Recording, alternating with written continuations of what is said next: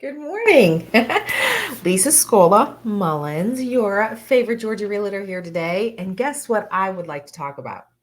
Communication. Here in the real estate world, communication is key. It is key to every transaction.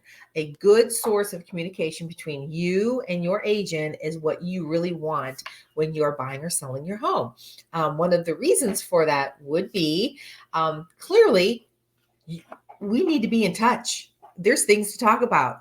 So, with that being said, technology is at the heart of everything right now, right? There is technology. Some people love to communicate through social media apps. I have had clients that like to talk through Facebook Messenger, which is kind of strange, I guess, until you feel a little bit more comfortable and all of that. And then you go into, cell phone use, or, some people have landlines.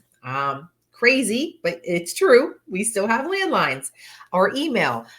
Depending on what it is that you do for a living, communicate with your agent as to how you would like to be contacted. Would you prefer a verbal phone call? Like, would you like to talk? Which I always love as a form of communication because that's always the easiest and it gets done quicker and less things happen when you're just talking, right? Text messaging is also sometimes the best form if you have a very high profile job during the day. And like myself as your realtor, and I'm the one out there doing everything for you.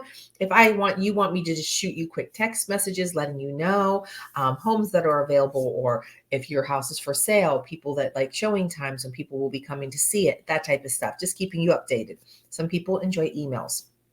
And I think emails are great as well. They could be very detailed. And, sometimes some people just want a quick weekly update. Some people want to talk every day. But these are things that you really need to communicate with your agent on. You want to make sure they know exactly how to communicate with you throughout the entire transaction, because that's what's going to help it run smooth. As a realtor, if I cannot get a hold of my clients, that makes it very complicated. There are very time sensitive things that have to be done when you're buying or selling a home. We work off dates and things happen. And I'm just saying, you are probably going to want to make sure that your agent can get a hold of you. Nothing is worse than something falling through because we weren't able to talk about it. And that's what is most important. And you said, well, I can't even imagine what kind of stuff we have to talk about all the time.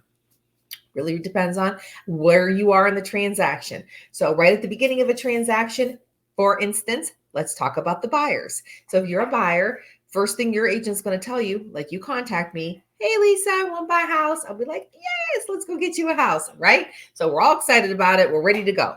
Okay, so now that we got our shoes on, I'm going to be like, who's your lender? Are you paying cash for the property? Most of the time, that's not the case. But who's your lender? And what's your time frame? That's what we want to find out first. So I'm going to get you with a few lenders that you can talk to see who you like the best. And at that point, that is a very time sensitive matter, depending upon how much time you have until you're ready to buy that house. So if you're telling me you're within a couple months, we need to get on it right away. The best time for buying a house is giving yourself at least 3 to 6 months in advance and getting your steps all prepared, getting pre-approved, and then finding that house, getting that offer accepted, and then getting you in the house. So there's a few things that have to happen. 3 to 6 months is a good time, right? Also, then once we get through that, now you're approved. We know your time frame set. We know what kind of homes you want to look at. I have you in a search. We are ready to go out and hit the road running, right? We're ready. So now we're going to go out. Now I need to know, do you work full time? What days are you available? We need to look at these homes, right? So what are the best showing times? Are you going to want to do evenings? Are mornings better? Are you with this buying this home with a husband or wife? Because that too, let's do it together. Honestly, as a realtor, I am not a fan of wanting to show a house to a husband if there's a wife that's going to be moving in, or vice versa. I do not like to look at the house with the wife if the husband is going to be part of that transaction, because what a mess it is when you show up and the husband is like, yeah, this is not what I want. I don't like this. I don't like that.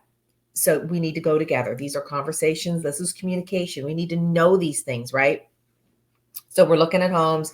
I know your time frame. I know when your hours are available to show. I keep all of that information in your folder. And then when we see houses, I know that, oh, Susan works 9 to 5. And from 9 to 5, we can't look at homes because she's working. So we have to schedule showings after that. Okay. Not a problem. We could do that. But I have to know these things. And then we'll run into the same thing after that. Now it's time to put those offers in. We find a house. I am going to need to know how to get a hold of you. If I put an offer in, I need to know how much do you want to offer? What do we have? What are we putting down? I'm going to talk to the lender. We all have to be in communication and on the same page. So that would be next. Once our offer's accepted, there's things that happen after that. And I'm still going to need to get a hold of you, right? I'm still going to need to be talking about what's going on, keeping you abreast. Now, I have a transaction coordinator. They're going to send out all that information in an email with dates and times and things that are happening. And that's going to happen. And I apologize that my phone keeps ringing, but I don't know how to edit these. You get me live. I just don't know what to tell you. So, moving into sellers and trying to keep this within 10 minutes. If you're selling your home, another very important thing is communication. How much do you want to know? I'm going to be showing your home. We're going to be doing open houses. If you're still living in that house, of course, I'm going to need to know what's going on. Like, what is your time frame? The house has to be clean if we're doing showings. Do we want showings only in the evenings? Do you want people to be able to come and look at your house in the morning while you're at work? Are there pets? Are they going to be put away? There's a lot that we have to communicate about to get that house shown and sold.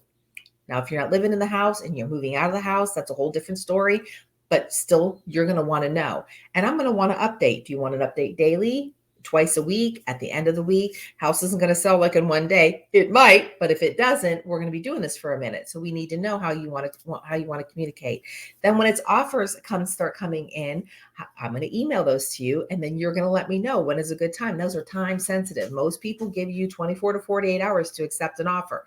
So I'm going to need to know, when do you want to talk about the offers? Do you want to do it in the evenings? Do you want to look over with your husband and then you want to talk? That type of thing. So it's all about communication. Hopefully this answers some of the questions that you have in your head as to why you want to have such great communication. So if you're working with somebody and you don't have good communication, you need to work with somebody who you can have good communication with, because if you don't have that, things can go wrong, and we don't want that to happen. This is a very important transaction. We want it to go as smoothly as possible. And is it going to be painful? It's always a little painful. There's going to be a point where it might be painful on both ends, right? But we're going to get through it. That's what I'm here for. And I hope this helps. I hope this helps answer some of your questions that you have when it comes to good communication and buying and selling your home. Thank you so much for watching me. If you want more tips that I like to share, like and follow. I'll be here again a couple times a week right here in your inbox. Have a fabulous day.